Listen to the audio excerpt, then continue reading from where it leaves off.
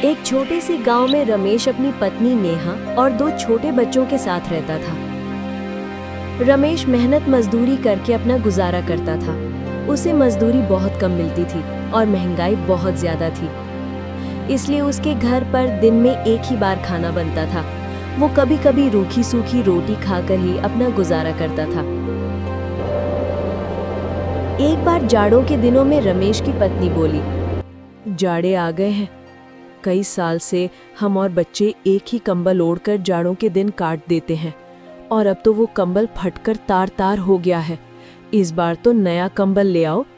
अब उस पुराने फटे कंबल में ठंड नहीं रुकती है। बच्चों को ठंड से कांपते हुए देखकर रोना आता है। बच्चों को देखकर मुझे भी रोना आता है। मैं एक बदनसीब बाप हूँ जो घर में एक कंबल भी नहीं ला सकता। नेहा, तुम तो जानती हो मेरी रोज की कमाई से हमारे घर का गुजारा बहुत मुश्किल से हो पाता है। ऐसे में मैं कंबल कहाँ से ला सकता हूँ? एक कंबल की कीमत कम से कम 10 रुपए होगी और मैं दिन में बड़ी मुश्किल से ही 1 रुपया कमा पाता। मेरे पास ये 5 रुपए हैं। मैंने ये बड़ी मुश्किल से जमा किए हैं। तुम्हारे 5 रुपए सुरेश किसान पर निकलते हैं। तुम उससे 5 रुपए लेकर एक कंबल ले आओ। रमेश सुरेश के घर अपने 5 रुपए लेने पहुंच जाता है।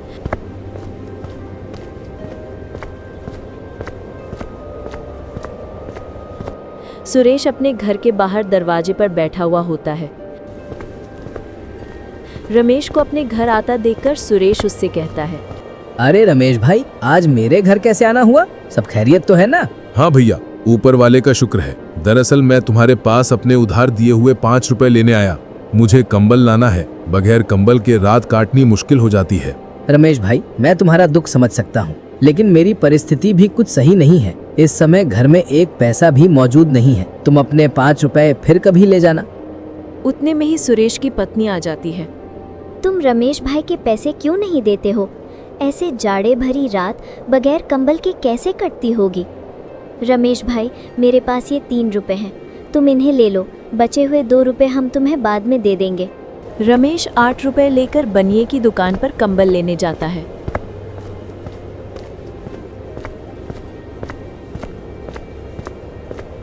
बनिया रमेश को बहुत सारे कंबल दिखाता है, लेकिन कोई भी कंबल 10 रुपए से कम नहीं होता।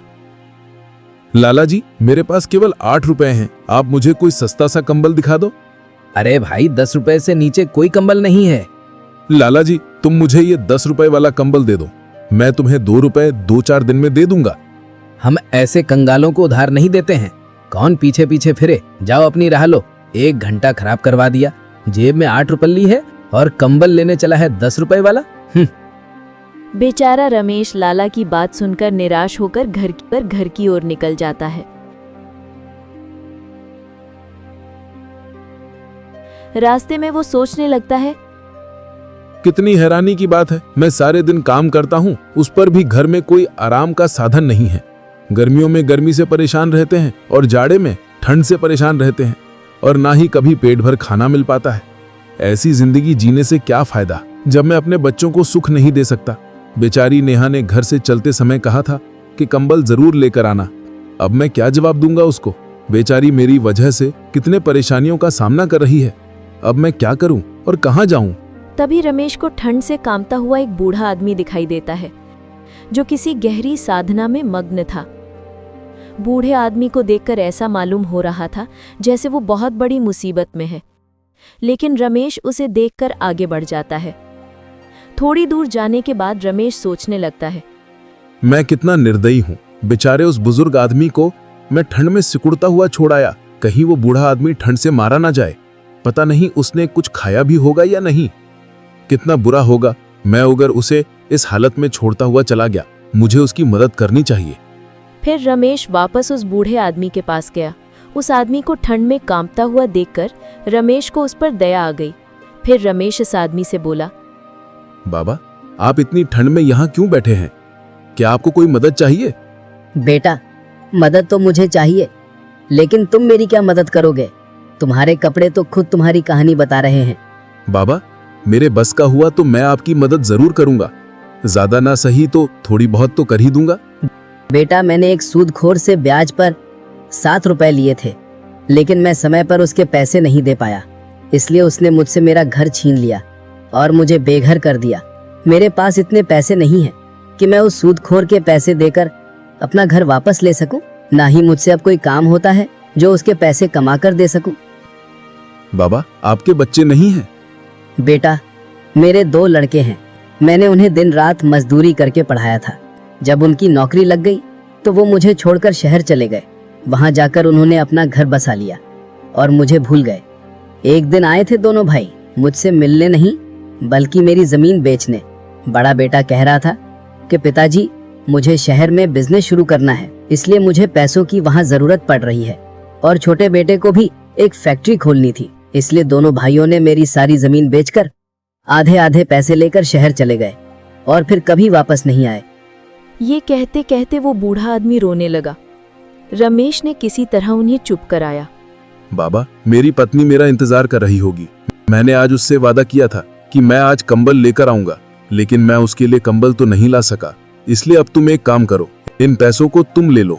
इन पैसों की मुझसे ज्यादा तुम्हें जरूरत है। हमारे पास कंबल ना सही, घर तो है, तुम्हारे पास तो वो भी नहीं है। अगर तुम ज्यादा देर तुम घर से बाहर रहे तो तुम्हारी तबीयत और बिगड़ सकती है। इसलिए तुम ये पैसे उस सूदखोर को दे देना और अपना घर वापस ले लेना। फिर वो आदमी रमेश से 7 रुपए ले लेता है और रमेश से कहता है, बेटा, तुम सच में बहुत नेक और अच्छे इंसान हो। आज जब तुम खुद अपनी परेशानियों में डूबे हुए थे तब भी तुमने बिना किसी स्वार्थ से मेरी मदद की। ये वो गुण है जो किसी सच्चे इंसान में होता है। ईश्वर तुमसे हमेशा खुश रहे। तुम्हें इसका कोई अच्छा फल जरूर मिलेगा। मैं दुआ करता हूँ तुम्हारी जिंदगी में कभी भी कोई कमी ना आए और तुम्हें हर खुशी मिले। ईश्वर हर पिता को ऐसी नेक और अच्छी औलाद दे जो किसी के काम आ सके। तुम जैसी औलाद किसी भी बाप के लिए बड़े ही गर्व की बात होती है। वो बुजुर्ग आदमी रमेश को बहुत दुआ देता है और फिर वहां से चला जाता है। रमेश को उस बुजुर्ग आदमी की मदद करके आज बहुत खुशी मिल रही थी, लेकिन दूसरी ओर उसे दुख भी था क्योंकि वो अपनी पत्नी के लिए कंबल नहीं ला सका। लेकिन उसे इस बात की तसल्ली भी थी कि उसने खुद की गरीबी के बावजूद एक नेकी का काम किया है। ये सोचते सोचते रमेश भी अपने घर चला जाता है।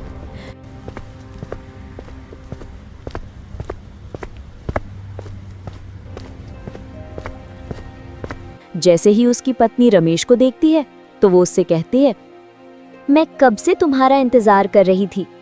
तुम्हारी राह देखते देखते मेरी आंखें दुख गई। दिल में अजीब अजीब ख्यालात आ रहे थे कि कहीं कोई अनहोनी ना हो गई हो। नेहा, तुम भी जरा जरा सी बातों की चिंता करने लगती हो। अरे, जब आदमी घर से बाहर होता है तो समय लग ही जाता है। मैं सुरेश के पास गया था पैसे लेने, लेकिन उसने पैसे देने से इनकार कर दिया। पर उसकी पत्नी ने हमारी मजबूरी देख 3 रुपए दे दिए। क्या बस 3 रुपए ही दिए हैं? पूरे 5 रुपए लेकर क्यों नहीं आए? जब उधार लेने आया था तब तो बड़ा भला बना रहा था, और जब पैसे लौटाने का वक्त आया तो आनाकानी कर रहा है। तुम 10 बार उसके घर पैसे लेने चले गए, तब जाकर उसने तुम्हें 3 रुपए दिए हैं। अब ना जाने 2 रुपए कब देगा। और कंबल का क्या हुआ? नेहा, मैं कंबल लेने गया था, लेकिन कोई भी कंबल 10 रुपए से कम नहीं था। मैंने बनिए से 2 रुपए उधार करने के लिए भी कहा, लेकिन उसने उधार देने से साफ इनकार कर दिया। आज के जमाने में कोई किसी को बिना कुछ फायदे की कोई चीज नहीं देता। अगर तुम उससे ब्याज पर 2 रुपए की उधारी करते तो वो तुरंत दे देता। लेकिन तुमने सही किया जो कंबल नहीं लाए। 2 रुपए की तो बात है, 10-5 दिन में इकट्ठे हो जाएंगे। लाओ, 8 रुपए मैं उन्हें संभाल कर रख देती हूँ। जब कंबल लाओगी तब दे दूंगी। नेहा, उन 8 रुपए में से 7 रुपए मैंने एक बुजुर्ग आदमी को दे दिए। उसे पैसों की बहुत जरूरत थी। वो ठंड से कांप रहा था। अगर मैं उसकी मदद नहीं करता तो शायद वो जिंदा नहीं रह पाता।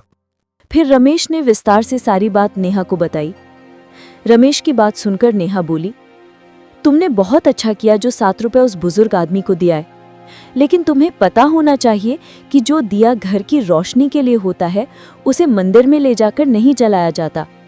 अब इस जाड़े भरी रात में हम अपने बच्चों को क्या उड़ाएंगे भला?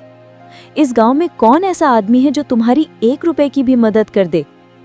तुम बिल्कुल सही कहती हो नेहा, मैं तुम्हारी बात से पूरी तरह से सहमत हूं, लेकिन वो बेचारा बुजुर्ग आदमी हमसे ज्यादा मुसीबत का मारा था। तुम चिंता न करो, ईश्वर ने चाहा तो हमारे कंबल का भी कहीं ना कहीं से इंतजाम हो ही जाएगा। चलो तुम मेरे लिए खाना लगा दो, बहुत जोरों की भूख लगी है। आज तो घर का आटा भी खत्म हो गया है। 3 रोटी का आटा बचा हुआ था। 2 रोटी बच्चों ने खा ली और 1 रोटी मैंने आपके लिए रख दी। और तुमने क्या खाया नेहा? क्या तुम भूखी ही हो? मैंने भी बच्चों के साथ 1-2 निवाले खा लिए थे। फिर नेहा रमेश के लिए खाना लगा देती है। जैसे ही रमेश खाना खाने बैठता है, उतने में ही कोई घर का दरवाजा खटखटाता है। नेहा घर के बाहर जाकर देखती है तो एक बूढ़ी औरत खड़ी थी। वो नेहा से कहती है, बेटी, मुझ पर दया करो। मैंने कल से कुछ नहीं खाया है, इसलिए मेरी हालत बहुत खराब हो गई है और मेरे पास खाने के लिए कुछ भी नहीं है। कृपया मुझे कुछ खाने को दे दो। ईश्वर तुम्हारा भला करेगा। बहुत लोगों के घर के दरवाजे खटखटाए, लेकिन किसी ने ठंड की वजह से दरवाजा नहीं खोला। माँ जी, इस वक्त हमारे घर में कुछ भी नहीं है जिसे मैं तुम्हें खाने को दे सकूं, और ना ही राशन है जो मैं तुम्हें बनाकर कुछ दे सकूं। नेहा की बात सुनकर बुजुर्ग महिला की उम्मीद टूट जाती है। उतने में ही रमेश आ जाता है। वो बुजुर्ग महिला से कहता है, माताजी, आप अंदर आ जाइए। ज्यादा देर घर के बाहर रहना सही नहीं है। ठंड बहुत ज्यादा पड़ रही है, आप बीमार हो सकती हैं। रमेश उस बुजुर्ग औरत को घर के अंदर ले आता है। फिर नेहा से कहता है, नेहा, मेरे लिए तुमने जो 1 रोटी बचाकर रखी थी, वो रोटी माताजी को दे दो। लेकिन स्वामी, आप क्या खाएंगे? आपने भी तो सुबह से कुछ नहीं खाया है।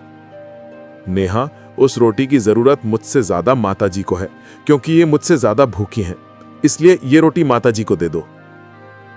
फिर नेहा ने वो रोटी बुजुर्ग औरत को दे दी। बूढ़ी औरत बहुत भूखी थी, इसलिए उसने वो रोटी तुरंत खा ली। आप लोगों ने इस बुरे वक्त में मेरी सहायता की है। मैं तुम्हारा ये एहसान जीवन भर नहीं भूलूंगी। वो बूढ़ी औरत रमेश और नेहा को दुआएं देती हुई चली जाती है।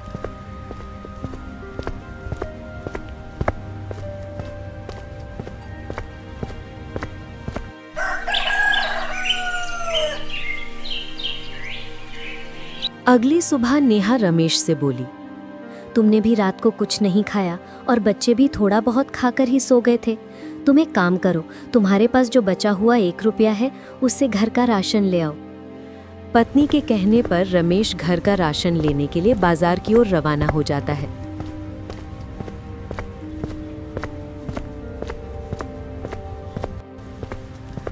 रास्ते में उसे एक बूढ़े आदमी के रोने की आवाज आती है। वो बूढ़ा आदमी अपने बेटे से कह रहा था, बेटा, तू मेरी क्यों नहीं सुनता? मैं कितने दिन से कह रहा हूँ कि मेरी बीमारी बढ़ती ही जा रही है, तो मुझे किसी हकीम के पास ले चल। पिताजी, मैं आपके इलाज के लिए पैसे कहाँ से लेकर आऊं? आप तो जानते ही हो मेरे पास एक भी पैसा नहीं है। फिर भी आप बार बार कहकर मुझे शर्मिंदा क्यों करते हो? फिर रमेश उस बूढ़े आदमी के पास जाकर उसके रोने की वजह पूछता है। तो बूढ़ा आदमी उससे कहता है, मैंने अपने इस बेटे को पालने के लिए दिन रात एक कर दी। बड़ी मेहनत मशक्कत से मैंने इसे पाला है। जब ये 1 साल का था, तभी इसकी माँ ईश्वर को प्यारी हो गई थी। मैं चाहता तो दूसरा विवाह कर लेता, लेकिन मैंने इसकी वजह से नहीं किया कि कहीं दूसरी पत्नी इसे परेशान ना करे और इसकी जिंदगी खराब ना हो जाए। और आज जब मैं बूढ़ा हो चुका हूँ, तो ये मुझे किसी हकीम के पास नहीं ले जाता, जिससे मैं अपनी बीमारी का इलाज करवा सकूं।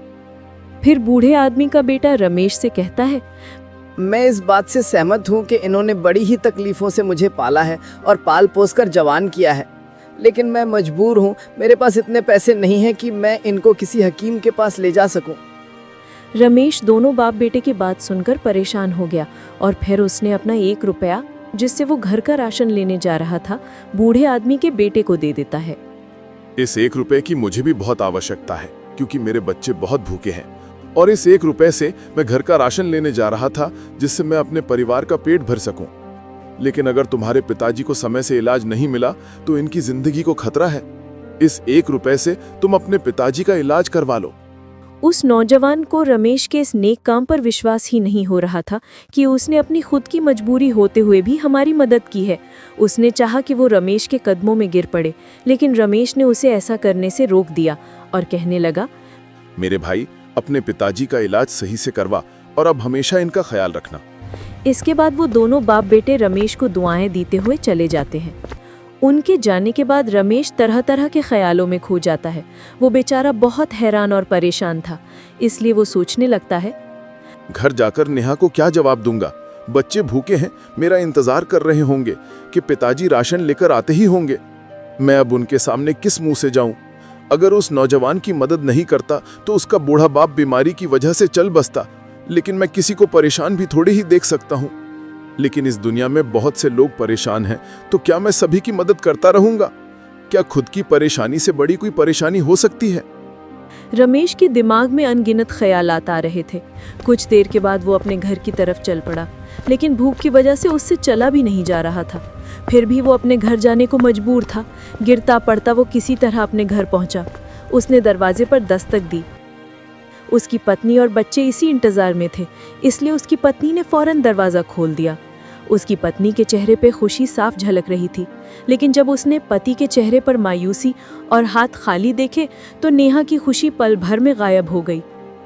नेहा रमेश से कहने लगी, क्या हुआ जी, तुम तो घर का राशन लेने गए थे, फिर खाली हाथ वापस क्यों लौटे?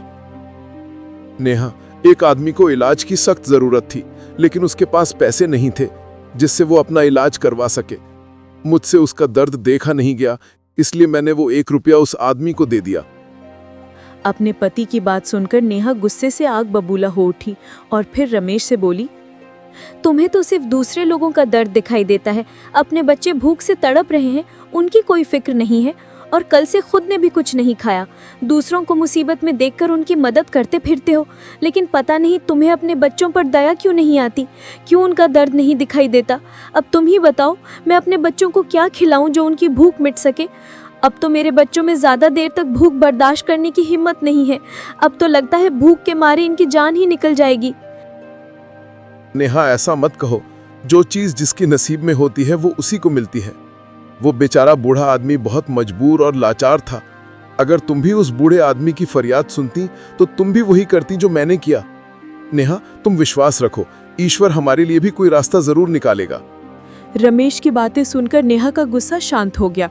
फिर वो रमेश से बोली, तुम एक काम करो, मेरी ये सोने की अंगूठी साहूकार के पास गिरवी रखकर कुछ पैसे ले आओ। जब हमारे पास पैसे हो जाएंगे हम साहूकार से अंगूठी वापस ले लेंगे। फिर रमेश ने अपनी पत्नी से अंगूठी ले ली। वो नहीं चाहता था कि साहूकार के पास अंगूठी रखकर पैसे ले आए, लेकिन बेचारा मजबूर था। बिना कुछ कहे चुपचाप साहूकार के घर की ओर चल पड़ा।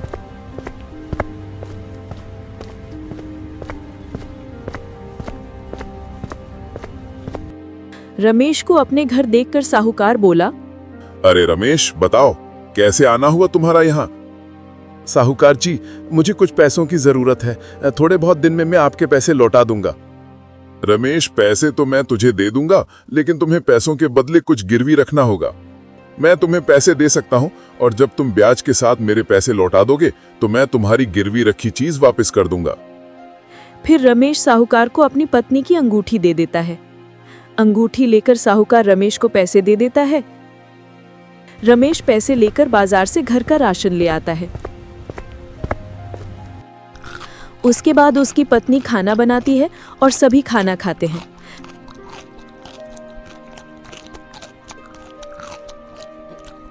खाना खाने के बाद वो सो जाते हैं। आधी रात को 2 चोर किसी तरह रमेश के घर में घुस जाते हैं। उनके पीछे राजा के सिपाही पड़े हुए थे। उनसे बचने के लिए ही वो रमेश के घर में घुस जाते हैं। उनके पास बहुत सारे सोने के सिक्के थे। तुम तो कह रहे थे कि तुम छोटी मोटी चोरी करते हो। तुम्हारे चक्कर में मेरी जान भी खतरे में है। अगर सिपाही ने हमें पकड़ लिया तो राजा हमें जिंदा नहीं छोड़ेगा। मैं तो कह दूंगा कि तुमने ही मुझे चोरी करने के लिए कहा था। मेरी पत्नी हमेशा मना करती रही कि मैं तुम्हारे साथ ना रहूं, लेकिन मैंने उसकी एक ना सुनी और आज मैं इस मुसीबत में फंस गया हूं। क्या मैंने कहा था तुम्हें चोरी करने के लिए? अरे तुम ही रोज मुझे कहा करते थे मुझे अपने साथ ले चलो। आज पहली बार तुम्हारी वजह से ये मुसीबत खड़ी हुई है, वरना आज तक मुझ पर किसी को शक नहीं हुआ है। भाई, मैं तुम्हारे हाथ जोड़ता हूँ, किसी भी तरीके से इस परेशानी से निकलने का कोई रास्ता सोचो।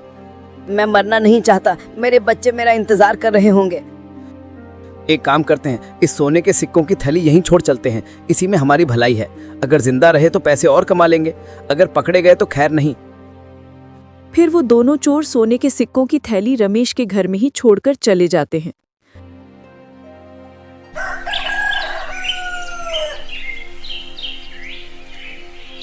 सुबह जब रमेश और उसकी पत्नी सोकर उठते हैं तो देखते हैं कि एक थैली रखी है।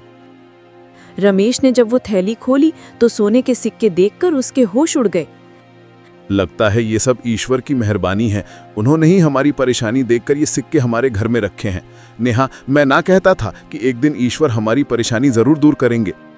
उन सोने के सिक्कों को पाकर रमेश कुछ ही दिनों में बहुत मालदार हो जाता है।